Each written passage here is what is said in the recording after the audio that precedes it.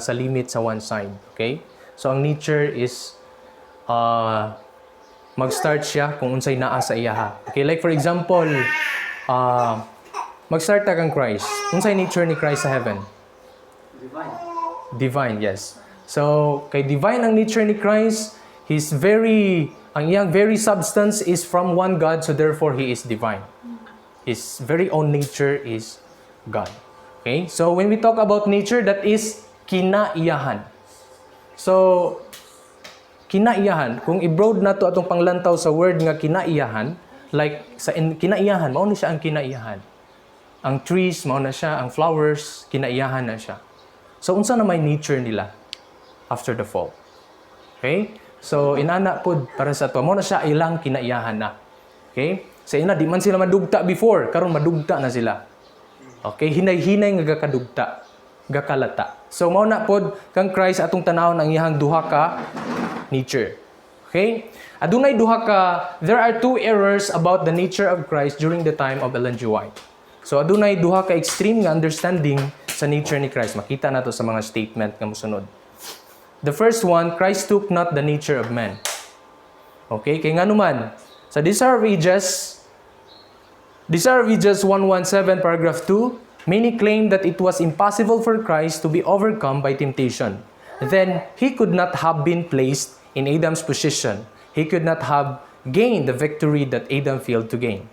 If we have, in any sense, a more trying conflict than had Christ, then He would not be able to succor us. But our Savior took humanity with all its liabilities.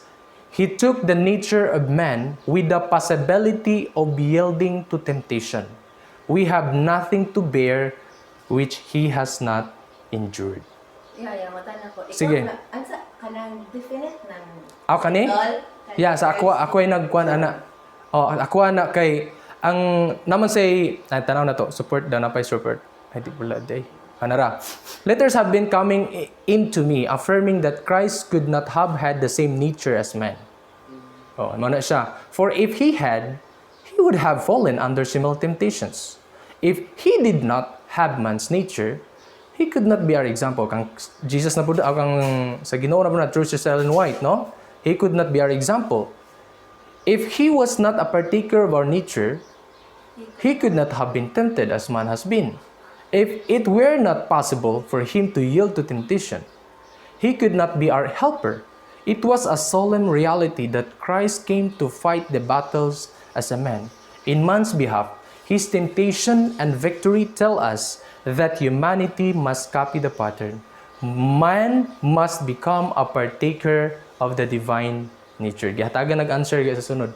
Okay, but anyway, so mo na siya, no? Mo na siya ang isa. Kani. These are Ages 117, paragraph 2. Dayon ang ikaduhang reference. 1 is M 408, paragraph 1. Okay, dito sa number 2. Making Christ altogether human. So, both extreme atong nakita, di ba? Sa number 1, wala nagkuha si Christ sa nature sa tao. Ikaduha is, pareha gyud kay siya sa tua. Wala na po siya pagka-divine. So, both extreme. Tanaw daw na to kung maubagid ang thought. Okay. Nagipadadaan og sulat si Sister Ellen White sa kuan ni siya sa 5 BC 1128, paragraph 4. So, mo ni siya sa Bible Commentary 1128, paragraph 4. Brother, blank, avoid every question in relation to the humanity of Christ which is liable to be misunderstood. Truth lies close to the track of presumption. In treating upon the humanity of Christ, you need to guard strenuously every assertion, lest your words be taken to mean more than they imply. Mao ni siyang mahitabo, no? Masubrahan na to og explain, no? Masubrahan na to og saysay ang nature ni Christ. Atong padayon. And thus you lost or deem the clear perceptions of His humanity as combined with divinity. His birth was miracle of God. No, mao siya. Be careful, exceedingly careful, as to how you dwell upon the human nature of Christ. Do not set Him before the people as a man with the propensities of sin. So, Mao ning problema no nga iparya na pud nato si Christ, masubra na to explain nga naa pud day siya natural inclination sa sin like as we are. Sumala sa atong nature of sin nga to ang gitun-an ganina. Okay? So, but Jesus Christ was the only begotten Son of God. He took upon himself human nature and was tempted in all points as human nature, but is tempted. He could have sinned, he could have fallen, but not for one moment was there in him an evil propensity.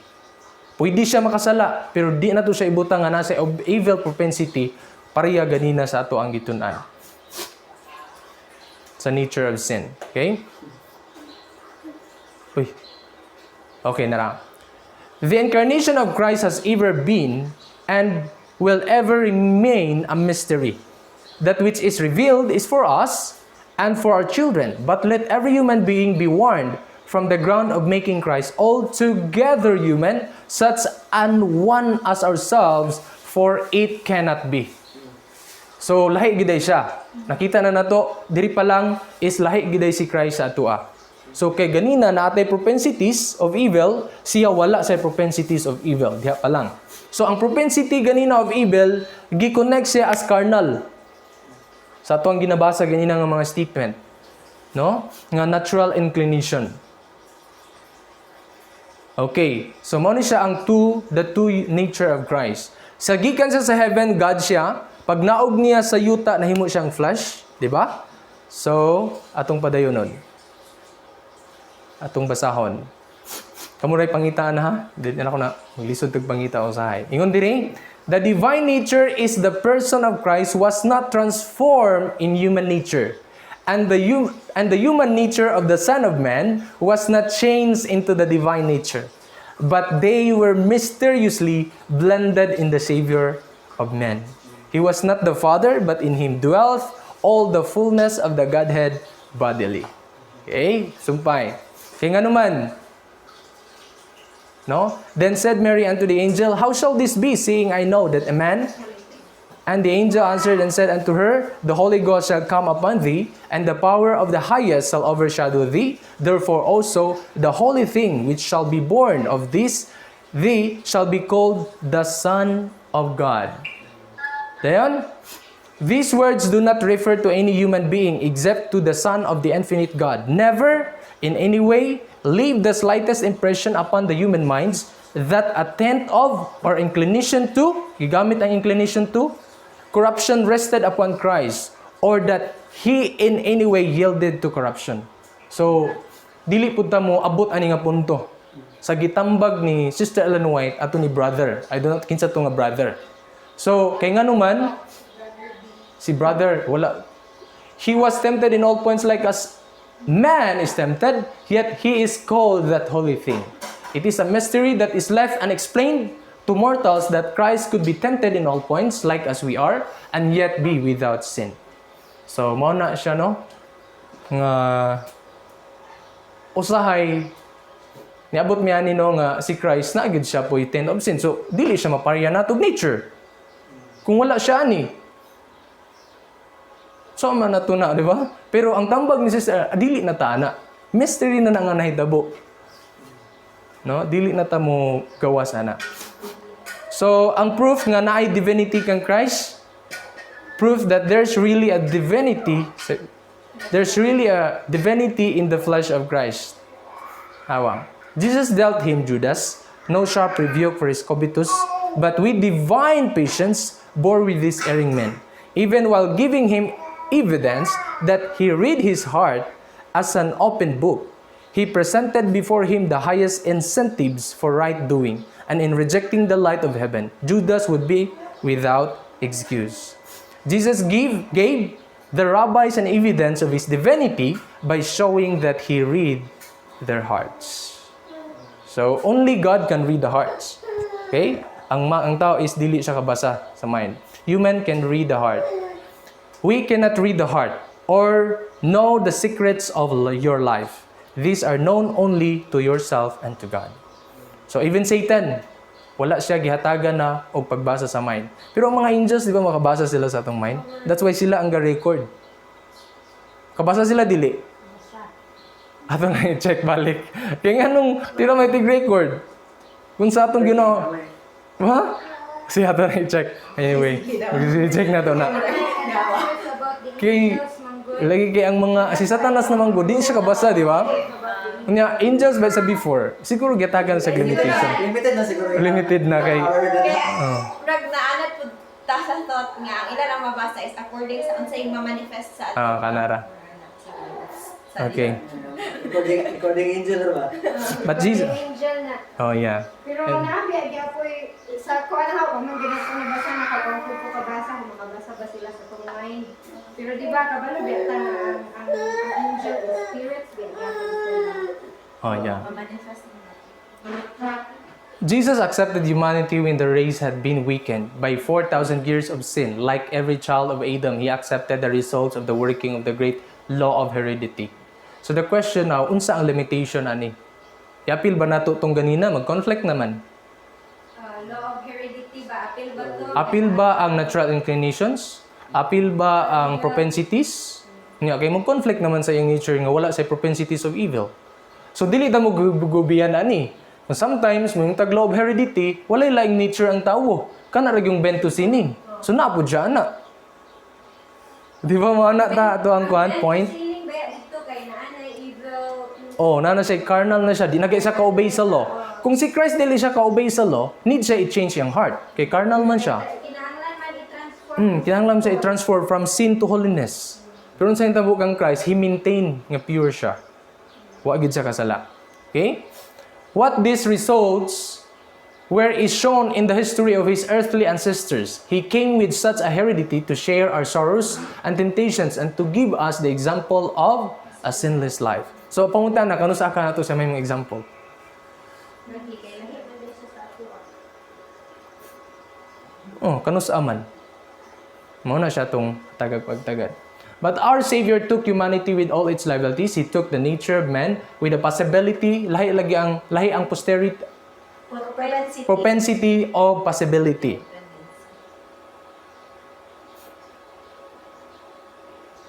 Okay, kani.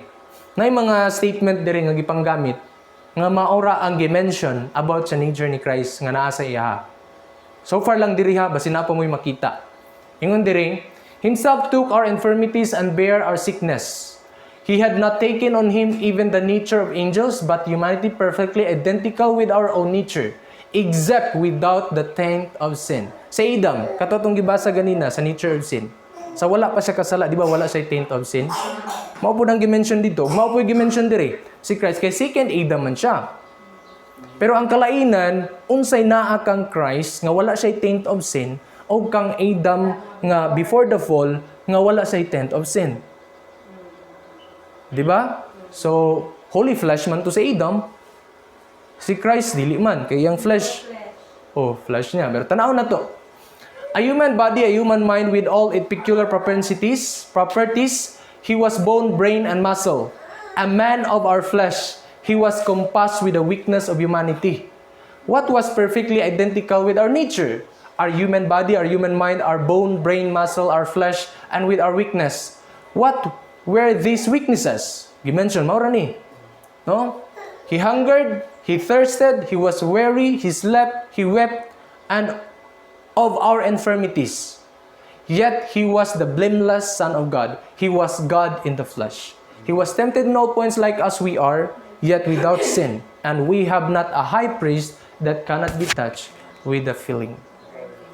Okay? Kung pinandiyan na sa very concrete ba kung unsa ang na-inherit ni Christ Oh. from human. Gimension man, what were these weaknesses? So dili ta pwede nga kaning mga point diri si Ellen White mo conflict atong dito sa mga lahi nga passages. So therefore, in that statement, dili na to mabutang si Christ na ang iyahang human nature is a sinful flesh, sinful nature alone. Alone, yeah. Ang sinful nature alone man good is carnal naman. Oh, carnal man siya alone. So makita ra na to naron. Therefore, in all points of our infirmities in human nature, we're perfectly identical with ours, except without the taint of sin. He was born without a taint of sin. Pero i-compare na to ganina sa atong gistudihan about the sinful nature, is gadwell ang sin sa ato. So katong imong explanation kita siya. No? Okay. Review and Herald. Yung diri, He was God in the human flesh, and He could not but work the works of God. Unbelief, prejudice, and jealousy beat about Him, and if His humanity had not been united with divinity, He would have failed, become discouraged. At times, His divinity flashed through humanity, and He stood forth as the Son of God, His veil of flesh too transparent to hide His majesty. But the men who claimed to be the expositors of the prophecies refused to believe that He was the Christ. Satan had control of their minds, and they utterly refused to acknowledge the divinity of Jesus of Nazareth. So, sometimes, no, atong makita, madunggan, atong mapaminawan, nga si Satan ga-control, nga dili na to ma-accept nga si Christ adunay divinity. Nga nag-combine sa iyang humanity. And, maugid ni siya. Isa ni siya sa gospel nga atong bantayan. Nga pwede day ma-discourage si Christ kung wala nag-unite ang divinity. Not just only discouraged. Yeah, ma-fail. Fail. He would have failed and become discouraged if the divinity dili united sa iyang humanity. He stands at the head of humanity not as a sinner but as a savior. It is because there is no spot or stain of sin upon His divine soul. There is no spot or stain of sin. Remember, nga ang flesh o ang spirit, kontra sila sa Galatians, ganina natong gibasa. Dili siya pwede mag-uban. So, how can it be nga evil pod ang mind ni Christ? Nga walay stain ang iyang, di ba magbangga, pwede ba? Dili siguro pwede, no? Dili gyud. That He can stand there as the sinner's surety. Because He is sinless, He can take away our sins and place us on vantage ground with God. If we will believe in Him and trust Him as the one that will be our sanctification and our righteousness. Summary sa nature ni Christ, divine and human combined. No taint of sin. No ever propensity. Wala si natural inclination sa sin. The infirmities, kana lang, no? Gipang mention. Sa pato. So, the question now is, how can I overcome sin? Is really Jesus my perfect example in overcoming sin? Even though Christ not altogether human such as myself? Diba, sa first ganina, nga sa primero nga error is, ikaduha, sa ikaduha di ay, nga niingon dito nga altogether human gud siya kay dili nato siya mahimong perfect example. So niana si Sister Ellen White didto, no ingon ana. Pero ingon si Christ, si Sister Ellen White nga it cannot be. Nga dito sa pika sa number 1 is kanang God ra gyud si Christ. Kay mao tong gi-explain na po ni Sister Ellen White nga unsaon nato siya pagka-example. Niana si Sister Ellen White, unsaon nato siya pagka-helper. So unsaon na siya makatabang sa atong overcoming sa sin, no? So, atong tanawon.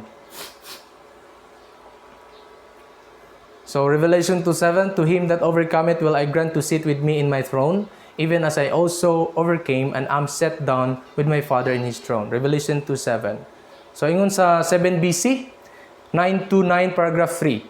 Here is the beginning of our confidence, which we must hold steadfast unto the end. If Jesus resisted Satan's temptations, He will help us to resist. Ganina, giingon dito sa education, page 29, nga di kita ka-resist sa sin. Di ba? Unaided. Wa kita mahimo. Human nga nikaon sa fruit, sa good and, knowledge of good and evil. So karon si Christ na daw, nakatabang, nakahuman na siya, no? Gidaog na niya ang temptation ni Satan. Dahil makatabang na siya nato pag-resist. He came to bring divine power to combine with human effort. Ang naka-good thing di ay, kay nagdala si Christ og divine power, nature niya, nga iya para mahimutang partakers. Natong padayonon ang mga statement. The law of the human and the divine action makes the receiver a laborer together with God. It brings man where he can, united with divinity, work the works of God. So, kani nga point, no? Sa dihang ma-unite na day ang human sa divine, what will happen? Makahimo na to sa work. Ganina, di kita ka-work. Si Christ naka-obey siya sa law. Unya sa ato ang human nature di ta ka-obey bisag unsaon gyud gi-conclude. Unya karon pag abot diri sa statement, oy, pag ma-unite day maka-work na ta sa work sa Ginoo. Pero kanusa? Kung ma-combine ang divinity, the question mo to gay na. Imong question, kanusa ma-combine ang divinity sa ato? Kanusa? When we receive the righteousness of Christ, because that is His divinity and the presence of His Holy Spirit. Maunang partakers. Ato ni question na isa sa ni question sa ako, meaning God na pud ta. No, partakers raman ta. Nakapartake lang ta, nakapart lang ta sa iyahang righteousness og iyahang iyahang spirit. That's why nahimutang partakers sa iyang divinity. Dili na nga God na pud ta.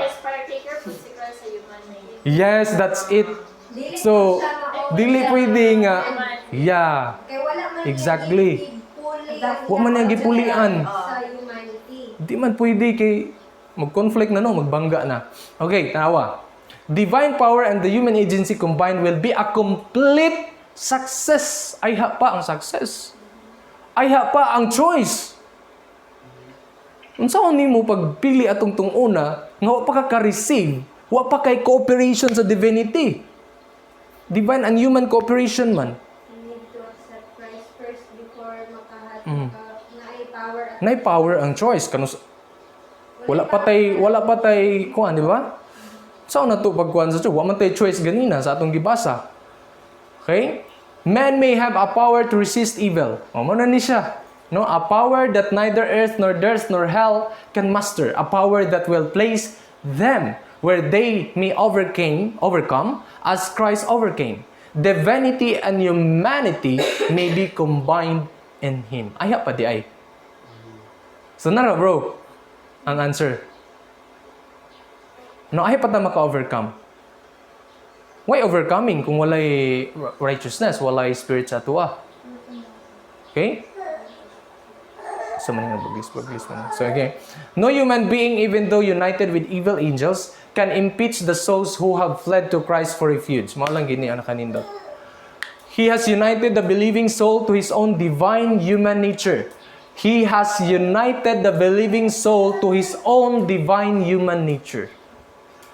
In His mediatorial office, His divinity and humanity are combined. Mo ni ba? Dito sa heaven karon nag-combine yung divinity and humanity. And upon this union hangs the hope of the world. Kay katong sa dream ni ano ba nga ang divinity nag-communicate sa God, ang humanity sa atua, di ba? Ladder, no? Jacob's ladder. Jacob ladder. Vision naman dito niya, no? Ay, ano man yun? Okay na ra. Diri na ta. Then he has the sinner unites his weakness to Christ's strength, his emptiness to Christ's fullness, his frailty to Christ's enduring might.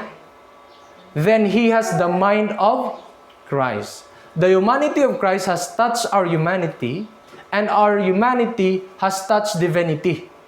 Thus, through the agency of the Holy Spirit, man becomes a partaker of the divine nature. So kay tinuod, ang spirit di man natua naturally wa man tay spirit, di ba nga like him. So therefore nakapartake ta kay naa naman sa atua nagpuyo. Like righteousness, yahaman to pero gibutang niya sa atua. So therefore partakers ta ana. But spirit namin na ito. Oh, but spirit man ang atua, di ba? Exactly. No mao gid na but so bitaw reality ba gyud, no? Mao na siya ang naka-good ani. So he is accepted in the beloved. Kinarang gwapo kay diri nga statement, I think. Okay, mao ni siya. So ganina katong mga statement ganina nga di ta ka obey ka law, gigamit pud to ni Satan. Di ba? So mao po nang ihapak sa kadaghanan sa ato ang accusation nato sa ato ang human nature nga di ka obey sa law, pareha kang Satan. Nga di ta ka obey sa law. Tinuod siya. Oh yeah. So dili na to masabtan ang grace sa Ginoo nga partakers data. So mo to nga dito ra ta mo conclude. Pero tanaw na to. And then Christ took upon himself humanity for us. He clothed his divinity and humanity were combined. He showed that the law which Satan declared could be kept. Christ took humanity to stand here in our world to show that Satan had lied. Namakak siya. He took humanity upon himself to demonstrate that with divinity and humanity combined, man could keep the law of Jehovah. Kano sa ata makakip sa law? Kano sa ata maka-overcome? Yes, ayha pa. Ayha pa. Kung makombine na siya, ayha pa. Ta makakip. Kay ganina, katong mga statement sa patriarchs and prophet, quoted ang statement from the Bible, Romans 8:7 o Romans 8:3, nga weak ang law tungod kay di na siya ka-justify kay bisan pag unsaon di na kita ka-obey sa law, no? So pag abot diri, pag ma-partake na nato ang divine nature, ayha pa. Wait lang. So, Sige. katong kaganina ba, katong ang thing ano tawag ito? Jesus nga thing ba o kang Adam? Ay, without pain of sin. O kang Adam, katong without, ano siya, perfect. Kaya sila. Pareha sila ni Jesus, pero unsa, di ba na Sa divine soul. Oh, Naa sila kalainan. Ang answer na taning mo? wala pa. Na sila kalainan, naa dito. Di ba kang Adam, wala gyud ang iyang flesh is holy flesh, di ba? Perfect yang flesh. O iyang vigor, ang iyang mental, ang iyang dili siya ana, pero di siya ma-weary, di siya kapuyon, pero si Christ gikuha niya ang kamuhilak, di ba? Gutumon, uhawon, ha? Mao ilang difference. Yes. Pero walay tent, both sila walay tent of sin. So, pareha sila mind. Pareha sila.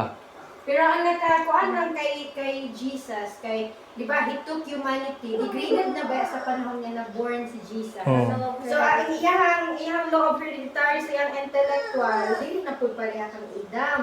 So, first Adam, ang iyang memory. Pero wala siya taint of sin. Mo bitaw he grow, he increase in. Yeah, exactly. Mo na siya ang good kaya nag-increase siya. Increase siya. Di ba? Okay. Exactly, sakto. So, okay na niya. Mao na siya. Separate humanity from divinity and you can try to work out your own righteousness from now till Christ comes and it will be nothing but a failure. So, ang kani siya support atong gigamit nato ganina sa PP, sa komentaryo sa Romans 8:7 o Romans 8:3 nga dili na takatuman sa balaod. So diri gipakita na ni Christ nga kung mo-combine ang divinity ug humanity makaubay na ta sa law. Pero gisuportahan still para dili ta mawala, gisuportahan nga kung magpadayon ta og tuman sa balaod nga apart from the righteousness of Christ, hantod failure ra gyapon ta. That's why kinahanglan ma-combine ang humanity ug divinity ayha pa ta mahimong overcomer o obedient sa law sa Ginoo. So, we cannot say na kanang study rin ko, sala. Dili. Mo na siya nga. Kung dili mo work, mura o sa conflict nga sa writings ni Ellen White na agigiingon dito. Nga di gid siya pwede nga maginana ta. Ang term ni Morris Bennett ano kay morality lang mo, moral outward no. Lagi, mura lang ka og kanang paminaw lang to nimo nga wa ka kasala. There is a of Naman siya yung point, pero ano lang siguro like, basta dili na dyan ma-left out bitaw ang the idea nga even though we study, pero di na rin ma-left out ang the idea that we still cling sa grace, grasya sa Ginoo. Di gid ta, pero di gid ta mo claim bro nga wa ta kasalaan na. Nga dili gid pwede murag ka nang Ganyan mga prophets, gani. wala akong design na claim. Dili pwede ba kay ngano sige tag basta dili murag abot lang. That moment. Yeah. Tingnan lang na yun. Murag kung na-fix lang ka sa mind ba nga katong sa tong discussion Yeah. na nga sin is just commission. And then lang ba siya sa gi-commit nimo Yeah. Oo, kana. or wala nimo gi-commit ana Yes. ang mission. Okay. So, unsa diri? Who obeyed every jot and little of the law to testify before unfallen words, before holy angels, before the fallen world, that those who believe in Him or accept of Him as their sin offering, who rely upon Him as their personal Savior, will be advantaged by His righteousness and become partakers of His divine nature. So therefore, we have now this advantage. So, mao na nga, dili na ta makaingon nga, si Christ, God man to siya, ako human naman ko. Sa panahon na sabda na nato ni. Tungod kay nga naman, nag-combine naman ang divinity and humanity sa atua. So naanay, partakers na to sa iyang divine nature, sa iyang righteousness, naanatay advantage. Sa dihang dawato na to si Christ Jesus. Especially nga siya ang fulfill sa demand sa law. Oh, yes. So, kana, di na kita ka pangalupas. No, kay, meaning, ana nga day, nagpabaya na ta, nga nung nagpadayon tagpagpagkasala kay, wala ta nangayo grasya sa iya ha. Ano tayong term? Wala. Ano to? Nakapangulipas. Dili ang takapangulipas. Ano yung meaning, anak? Kanang dili na taka excuse. Excuse. Di na mo excuse ba nga? Malipas. Oh, nga kuan, okay? He testifies that through his imputed righteousness, the believing soul shall obey the commandments of God. So, mo na siya nakanindot sa gospel. Kaya nga naman, na I hope. Mohatag o kuan sa ato ang now we have makapili na ta by God's grace. No? Tungod sa iyang kusog nga iyang righteousness, tungod sa iyang Holy Spirit nga mag-work sa atong heart, no? So nanatay by faith in Him, as a personal Savior, the union is formed. The sinner unites his weakness to Christ's strength, his emptiness to Christ's fullness, his frailty to Christ's enduring might. Then he has the mind of Christ. Di ba carnal mo itong mind ganina? Pero sa panahon na natakang Christ, Na-transform ng mind of Christ na Christ in you. Christ on you, the hope of glory. But ang nakakuan man gud kay ang sanctification man gud ba kay dili bitaw nga that moment. Burat nag-start diha like eternal life nag-start pagdawat nimo kang Christ. Nag-start imong salvation sa pagdawat nimo kang Christ. But kinahanglan continue siya as long as buhi ka ana siya, no? Kay hantud man sa atong kamatayon. The humanity of Christ has touched our humanity and our humanity has touched divinity. Thus, through the agency of the Holy Spirit, man becomes a particular of the divine nature. Balik ba ni? So, the end. Sige, upload din ang yung presentation ko. Nakay mo. Ano nakasabot na ito sa nature mo. Wala, una. O, dito man to sa pikas na ko, gikuan good kay... points ko dito, pero agree naman po tato sa nature, sa simba, sa simba. Oo. Sige. Sa ito ang kuan, discussion about sa nature ni Christ. Namoy kita nga ano, problem. Ay paligog off ma. Problem